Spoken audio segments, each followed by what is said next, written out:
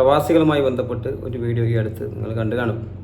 അപ്പോൾ അദ്ദേഹം അതിൽ പറഞ്ഞത് ബദാം പിസ്ത നമ്മൾ സാധാരണ നമ്മൾ ചെയ്യുന്ന പോലെ തന്നെ ബദാം കൊണ്ടുവന്ന് പിസ്ത കൊണ്ടുവന്ന് അത്ര കൊണ്ടുവന്ന് നമ്മൾ മനസ്സിലാക്കേണ്ടത് നമുക്ക് ഒരു അടി കിട്ടുമ്പോൾ നമ്മൾ പെട്ടെന്ന് മനസ്സിലാക്കണം ഇത് അടിയാണോ അല്ല തലോടലാണോ എന്ന് പെട്ടെന്ന് നമ്മൾ മനസ്സിലാക്കാൻ സാധിക്കണം.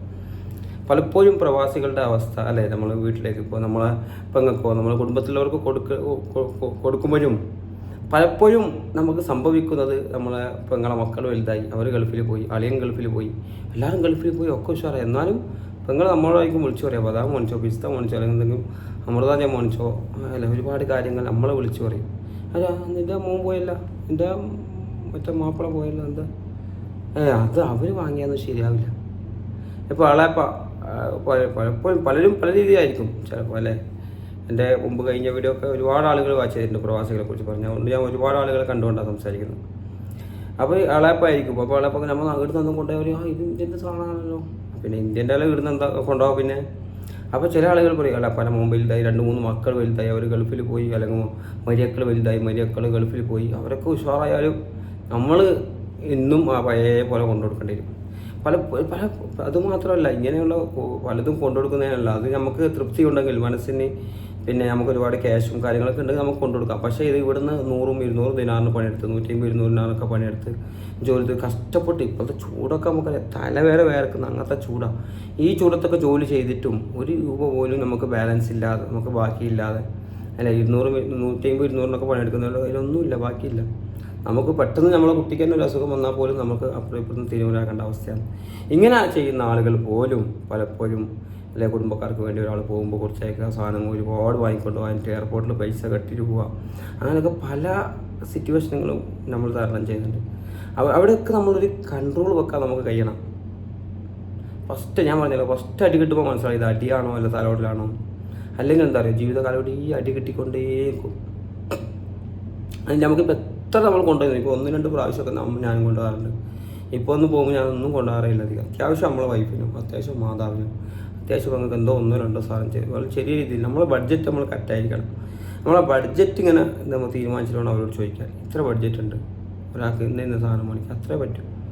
അതിലധികം വലിയ വലിയ കാര്യങ്ങൾ മേടിക്കാൻ അല്ലെങ്കിൽ ക്യാഷില്ല, കടം വാങ്ങിയിട്ടൊന്നും വാങ്ങുന്നില്ല. കാരണം നമുക്ക് ഇനിയുള്ള അവസ്ഥ നമുക്കറിയില്ല.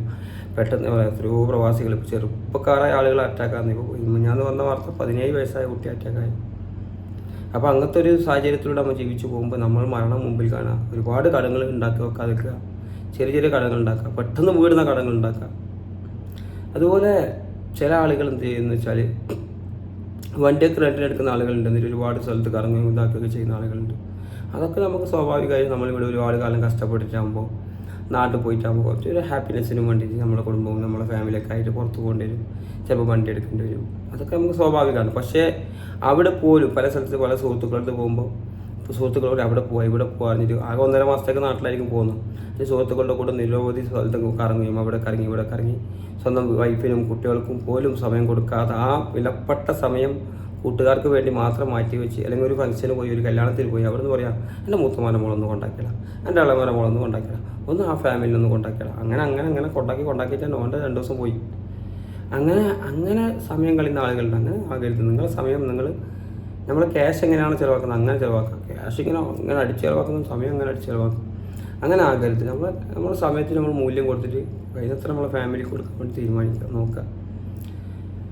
എന്നാൽ അത്യാവശ്യം ഒരു ട്രിപ്പൊക്കെ പോകേണ്ടി വരും, അതൊക്കെ നമ്മൾ ചെയ്യണം. പക്ഷേ അതേപോലെ ഇതൊക്കെ നമ്മൾ വണ്ടി ഉണ്ടാവും, നമ്മൾ കല്യാണത്തിന് പോയി, കല്യാണത്തിന് നമ്മൾ വണ്ടി ഉണ്ട്. അപ്പോൾ ആളുകൾ പറയും പുതിയ ആപ്പിളിൻ്റെ പുറത്ത് പോവാം. അങ്ങനെ ഒരുപാട് നാട്ടിലെ പൈസക്കാരെ നമ്മൾ നോക്കുക. നമ്മൾ നാട്ടിലെ പൈസക്കാരെ നോക്കുമ്പോൾ അവർ കല്യാണത്തിന് നടന്നില്ലായിരിക്കും വന്നാടത്തേക്ക്, എന്നിട്ട് അവിടെ നിന്ന് അവരെ ബസ്സിൽ പോയിട്ട് അവരെ ബസ്സിൽ വരും.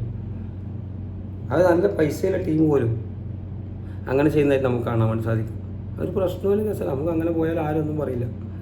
അതുപോലെ നമുക്ക് കാറ് വാങ്ങേണ്ട കഴിവും ദേഷ്യം വരുമ്പോൾ നമുക്ക് കാറ് വാങ്ങാം. ഇപ്പോൾ ഈ അടുത്ത് ചിലപ്പോൾ സ്വന്തമായി വീടില്ലാത്ത ആളുകളും സ്വന്തമായി വാഹനമില്ലാത്ത ആളുകളും ഒരുപാട് പിരിവിനും ഒരുപാട് കാര്യങ്ങൾക്കൊക്കെ നമ്മൾ ക്യാഷ് കൊടുക്കണമെന്നല്ല, പക്ഷേ ഒരുപാട് പിരിവ് അധികമായിട്ട് നടക്കാറുണ്ട്. ഇപ്പോൾ ഈ അടുത്ത കാലത്ത് നമുക്കറിയാം ഒരുപാട് സംഘടനകളുണ്ട്, ഞാൻ പേര് പറയുന്നില്ല, പക്ഷേ ഒരുപാട് സംഘടനകളുണ്ട്. മരിച്ചാൽ 10 ലക്ഷം കിട്ടും, 20 ലക്ഷം കിട്ടും, വീട്ടിൽ കിട്ടും, അല്ലെങ്കിൽ 10 ലക്ഷം കിട്ടും, അല്ലെങ്കിൽ 6 ലക്ഷം കിട്ടും എന്നൊക്കെ പറയാറുണ്ട്. അപ്പോൾ നമ്മൾ മരിച്ചാൽ നമുക്ക് ഒരു ഉത്തരവാദിത്വമില്ല നമ്മുടെ കുടുംബത്തിനെ നോക്കാൻ.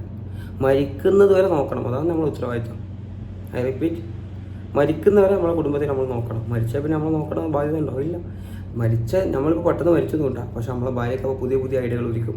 സമ്പാദിക്കേണ്ട, മക്കളെ നോക്കേണ്ട പുതിയ പുതിയ ഐഡിയകൾ അവരുടെ മനസ്സിൽ തനിയെ ഉദിക്കും. അപ്പോൾ അവർ ചിന്തിക്കാൻ തുടങ്ങും.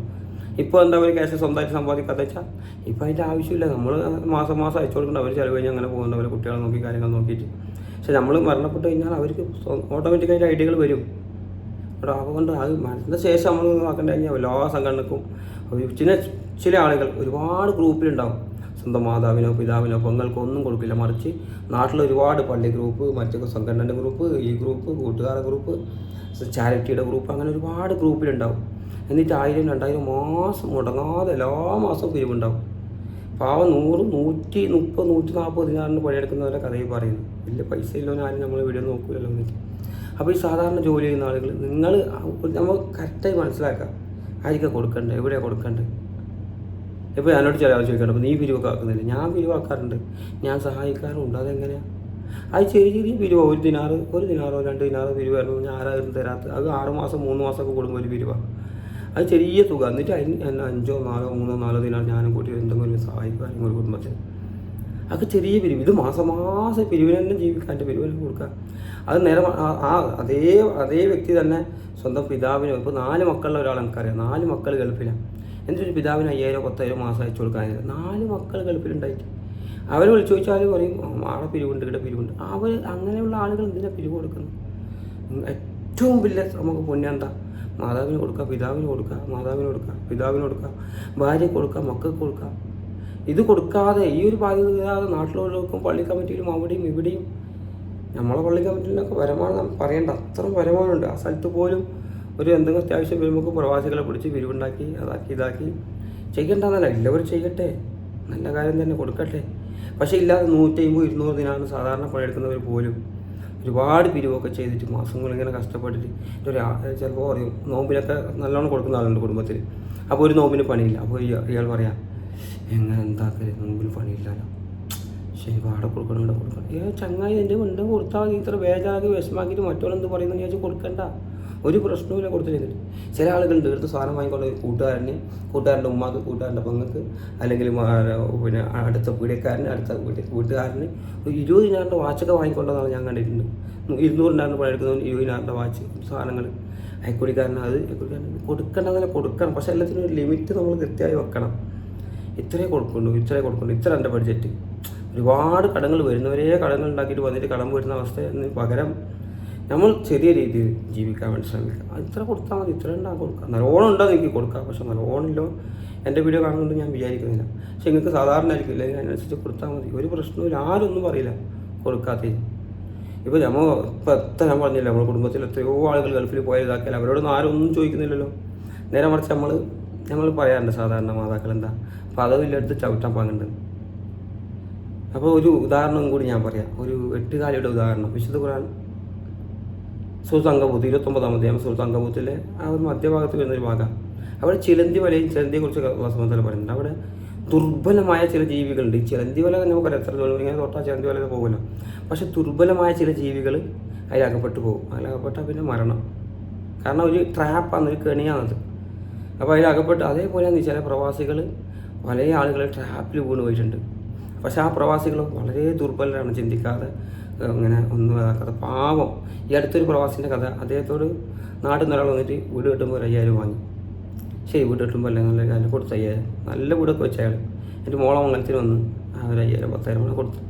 പിന്നെ അതേ മനുഷ്യൻ തന്നെ കുറച്ച് കാലം കഴിയുമ്പോൾ പിന്നെ ഭാര്യയോട് വന്നിട്ട് പറയാം, എന്താ ഈ പ്രവാസിയുടെ ഭാര്യയോട് ഒരു 5000 തരണം, ഇങ്ങനെ അയാൾ പറഞ്ഞേക്ക്. അപ്പോൾ എടുത്തു ഭാര്യ. അങ്ങനെ തിരമ്പതി. ഇത് എന്തത്? ഇത് ഒരു മാസം ഇങ്ങനെ വേർത്ത് കഷ്ടപ്പെട്ട് പണിയെടുത്തിട്ട് ആ പൈസ നീ കൊടുക്കേണ്ടതല്ല. പക്ഷെ ട്രാപ്പിൽ നമ്മൾ വീഴരുത്. നമുക്കറിയണം ഇത് ട്രാപ്പാണോ അല്ല ഇത് അടിയാണോ തലോടലാണോ എന്ന് അറിയുന്ന പോലെ നമുക്ക് കൃത്യമായിട്ട് അറിയണം. ചില ആളുകൾക്ക് ഒന്നും ഇല്ലാത്തവരുണ്ടാവും, പാവങ്ങളുണ്ടാവും, ചോദിക്കില്ല. അവർ ഒരിക്കലും ചോദിക്കില്ല. അങ്ങനത്തെ ആളുകൾ നമുക്കറിയാം. നമ്മുടെ നാട്ടിൽ വിധവകളുണ്ട്, യതീമുകളുണ്ട്, അനാഥകളുണ്ട്, അയൽവക്കത്ത് ഒരുപാട് അടുപ്പുകൾ സ്ഥിരമായി നല്ല ഭക്ഷണം ഉണ്ടാക്കാത്തവരുണ്ട്. കൊടുക്കണം, അവർക്ക് കൊടുക്കണം. അറിഞ്ഞും അറിയാത്ത നല്ലോണം കൊടുക്കണം, ഒരു പ്രശ്നമില്ല. പക്ഷേ ട്രാപ്പിൽ കൊണ്ടുപോയിട്ട് ഇങ്ങനെ കൊടുക്കാനായി ജീവിക്കരുത്.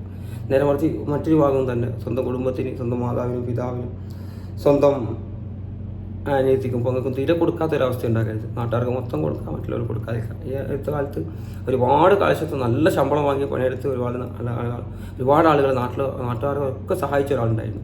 അപ്പോൾ അയാൾ നാട്ടിൽ പോയിട്ട് മൂളമംഗലം വരുമ്പോൾ ഈ അടുത്ത കാലത്ത് പറഞ്ഞാൽ ചിലപ്പോൾ നിങ്ങൾക്ക് അറിയും, പലർക്കും അറിയും, അതുകൊണ്ട് പറയുന്നില്ല. പക്ഷേ അദ്ദേഹത്തിന് വിവാഹ സമയത്ത് മകളുടെ ആദ്യ വിവാഹം വലിയ വിവാഹം നടത്തി, രണ്ടാമത്തെ വിവാഹം അതേപോലെ നടക്കണമല്ലോ മകളെ. അപ്പോൾ ഒരുപാട് കടം ഉണ്ടാക്കി. അയാൾ സ്വന്തം വീട് വിറ്റ് എന്നിട്ട് ഓണമംഗലം കഴിച്ച് നല്ല രീതിയിൽ. അപ്പോൾ ആദ്യത്തെ വിവാഹം കുറച്ച് കാശ് ഉണ്ടാകും, നല്ല ഓണം കഴിച്ച്. അങ്ങനെ ആക്കണ്ട. ഞാൻ ചിന്തിക്കുക നാളെ നമുക്ക് ഉണ്ടാവുന്നില്ല, നമുക്ക് പണി ഉണ്ടാവും, ജോലി ഉണ്ടാവും, ഒരുപാട് ക്യാഷ് ഉണ്ടാവുന്നില്ല. അപ്പോൾ ഉണ്ടാകുമ്പോൾ പോലും ഒരു കുടിയിരിക്കൽ വെക്കുന്നോ, ഒരു കുഞ്ഞിൻ്റെ മാർക്കം ചെയ്യുന്ന പരിപാടി വെക്കുന്നോ, എന്തായാലും ചെറിയ പരിപാടിയായാലും ചെറിയ രീതിയിൽ വെക്കുക, ചെറിയ രീതിയിൽ കഴിക്കുക. 3 മക്കളിലാണ് ഒരു മോളെ ഫസ്റ്റാണ് വലിയ മംഗലം കഴിക്കണ്ട, ചെറുങ്ങനെ കഴിച്ചു കൊടുക്കുക. എന്നിട്ട് പിന്നെ അടുത്തതിനും അതേപോലെ കഴിക്കുക. എന്തൊക്കെ പൈസ അവിടെ ബാങ്കിൽ ഉണ്ടായിക്കോട്ടെ, അതിനെന്താ, പൈസ ചെലവഴിക്കുക ബാങ്കിലിട്ടാൽ. അപ്പോൾ അതുപോലെയൊക്കെ നമ്മൾ ചിന്തിച്ച് ചെയ്യുക. കാരണം പെട്ടെന്ന് ഇല്ലാതെ ഈ കോട്ടത്തിൽ പോകുന്നതിനേക്കാൾ വീടുണ്ടായിട്ടില്ലാത്ത അവസ്ഥ നമുക്കറിയാം. വീടില്ലാതെ ഞാൻ വീട് വെച്ചാളാണ്, ഏറ്റവും ചുരുങ്ങിയ കാലം കൊണ്ട് വീട് വെച്ചാളാണ് ഞാൻ, ചുരുങ്ങിയ വർഷം പ്രവാസിയായിട്ട്.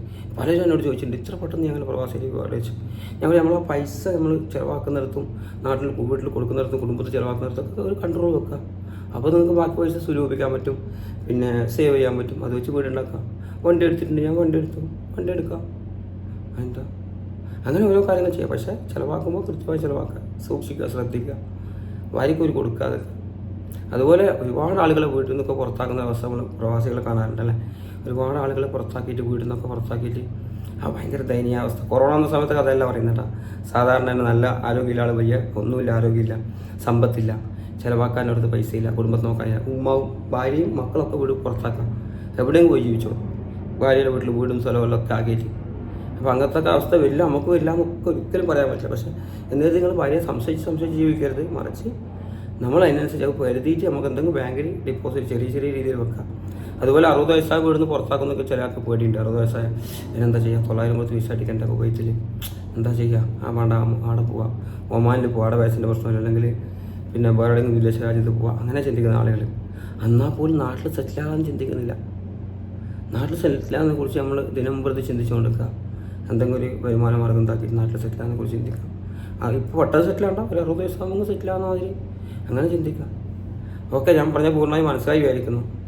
ആരെയും വേദനിപ്പിക്കാനോ വിഷമിപ്പിക്കാനോ വേണ്ടി പറഞ്ഞതല്ല. ചില പ്രവാസികൾ ഇത്ര കഷ്ടപ്പെട്ട് ഈ വേറെ തൊഴിലൊക്കെ പണിയെടുത്തിട്ട് ഒരാളെ കാണുമ്പോൾ പല ഗ്രൂപ്പിലും 1000, 2000, 3000 ഒക്കെ കൊടുത്തിട്ട് ഭയങ്കര പ്രയാസപ്പെട്ടിട്ട് കൊടുക്കുന്ന അവസ്ഥ, പ്രയാസപ്പെട്ട് സാധനങ്ങൾ വാങ്ങിക്കൊടുക്കുന്ന അവസ്ഥ വരുമ്പോൾ പറഞ്ഞു പോയത്. അങ്ങനെ ഉണ്ടാകരുത്. നിങ്ങൾ സന്തോഷത്തോടെ കൊടുക്കുക ഉണ്ടെങ്കിൽ, ഇല്ലെങ്കിൽ നിങ്ങൾ കൊടുത്തില്ലെങ്കിൽ ഒരു കുഴപ്പമില്ല. മറിച്ച് നിങ്ങൾ പ്രയാസപ്പെട്ട് ബുദ്ധിമുട്ട് ഈ വേറെ ഒലിച്ച് നിങ്ങളെ ഭാര്യയ്ക്ക് ബുദ്ധിമുട്ട്, ചിലവിന് ബുദ്ധിമുട്ട്, മക്കൾക്കും ബുദ്ധിമുട്ട്, സ്കൂളിൽ പോകാൻ ബസ്സിന് ഒരു ഓട്ടോറിക്ഷ കൊടുക്കാൻ നമുക്ക് ബുദ്ധിമുട്ടായിട്ട് നമ്മളെ മക്കളും ഭാര്യ ഇങ്ങനെ കഷ്ടപ്പെട്ട് നാട്ടിലുള്ളവർക്കൊക്കെ കൊടുത്തിട്ട് കുടുംബത്തിലുള്ളവർക്കും കൊടുത്തിട്ട് അവർ സുന്ദരമായി ജീവിക്കുക. പ്രവാസി ഇങ്ങനെ ഒരുക്കുക വേർത്തിട്ട്. ഇപ്പോഴത്തെ ഉറുത്തുപയും ചൂടും 54 ഡിഗ്രി ചൂടാണ്, അതിന് കൂടാതെ ഇപ്പോൾ ഉറുത്തുപയും ഭയങ്കരമായ ചൂടും. ഇതൊക്കെ ഇങ്ങനെ പ്രയാസപ്പെടുമ്പോൾ പറഞ്ഞു പോവാം, ശ്രദ്ധിക്കുക. നമ്മൾ അങ്ങനെ ചിലവാക്കിയാൽ മതി, ഒരു പ്രശ്നമില്ല. ആരും നിങ്ങളെ കുറ്റം പറയില്ല. ഞാനൊരു മുട്ടായി ചൂളി പോലും പോകാതെ നാട്ടിലേക്ക് പോയിട്ടുണ്ട്, ഒന്നും പറഞ്ഞില്ല, ഭാര്യയും പറഞ്ഞ മക്കളും പറഞ്ഞിട്ടില്ല.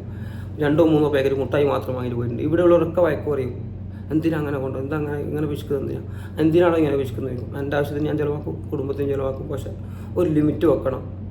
സ്വന്തം പൊങ്ങളെ കല്യാണം കഴിയുമ്പോൾ ചില ആളുകൾ പറയാറുണ്ട്, പൊങ്ങളെ കല്യാണം കഴിച്ചിട്ട് പൊങ്ങളെയും പോറ്റണം, അളിയനെയും പോറ്റണം, അളിയന് മക്കളുണ്ടായി അതും പോറ്റണം. അങ്ങനത്തെ അവസ്ഥ ചില പ്രവാസികൾക്കുണ്ട്. എനിക്കറിയാം, പേര് ഞാൻ പറയും. ആരെങ്കിലും കമൻറ്റിൽ ശരിയല്ല എന്ന് പറഞ്ഞാൽ ഞങ്ങൾക്ക് പേരും അഡ്രസ്സും പറയും. അത്ര കുഴപ്പമില്ല കാര്യം പറയുന്നത്. അങ്ങനെ എന്താ, അവന് ചില അമ്മോച്ചന്മാരും ഉണ്ട് അങ്ങനെ. ചില അമ്മോച്ചന്മാർ ഗൾഫിലാണ്, മരുവന് കൊടുക്കണം, മരുവൻ്റെ കുഞ്ഞിനെ നോക്കണം, മോളെ കുഞ്ഞിനെ നോക്കണം. അങ്ങനെ എന്താ, പിന്നെ എന്തിനാ അവൻ കല്യാണം കഴിച്ചേ? ഞമ്മ നോക്കിയാൽ പോലെ ജീവിതകാലോടി കല്യാണം കഴിച്ചാൽ അവൻ്റെ ബാധ്യതയല്ല, അവൻ്റെ ഉത്തരവാദിത്തമല്ല. അവൻ നോക്കട്ടെ, ജോലിക്ക് പോട്ടെ, ആരോഗ്യമില്ലേ. ഇനി പറ്റാത്ത, ആരോഗ്യമില്ലാത്ത, കഴിയാത്ത ആളാണെങ്കിൽ ശരി, നമ്മൾ നോക്കണം, നമുക്ക് ബാധ്യതയുണ്ട്, ശരിയാണ്. പക്ഷെ നല്ല ആരോഗ്യമില്ല, ഉഷാറില്ല, തൻ്റെ ഇടയിലാക്ക് ബസ്സിനൈസ പോലും സ്വന്തം വീട്ടിലേക്ക് വന്നിട്ടാകുമ്പോൾ വീട്ടിൽ മകളെ കൊണ്ടാക്കിയിട്ട് തിരിച്ചു പോകുമ്പോൾ 1000, 2000 ചുറ്റി കൊടുക്കാതെ, മറിച്ച് അങ്ങോട്ടേക്ക് 1000, 2000 ചുറ്റി കൊടുത്തിട്ട് ഓനെ പറഞ്ഞേക്കുന്ന അവസ്ഥ ഉണ്ടെങ്കിൽ വളരെ വളരെ മൃഗീയവും പൈശാചികം എന്ന് പറഞ്ഞ് നമ്മളെ മുഖ്യമന്ത്രി പറഞ്ഞല്ലോ, അതുപോലത്തെ അവസ്ഥയായിരിക്കും. അങ്ങനെ ആകരുത്. ഓക്കെ, പറഞ്ഞ് മനസ്സിലായി വിചാരിക്കുന്നു. ശ്രദ്ധിക്കാം, അത്രയും ചൂടാവണ്ട പറയുന്നത്. ശ്രദ്ധിക്കുക ചിലവാക്കാക്കുമ്പോൾ.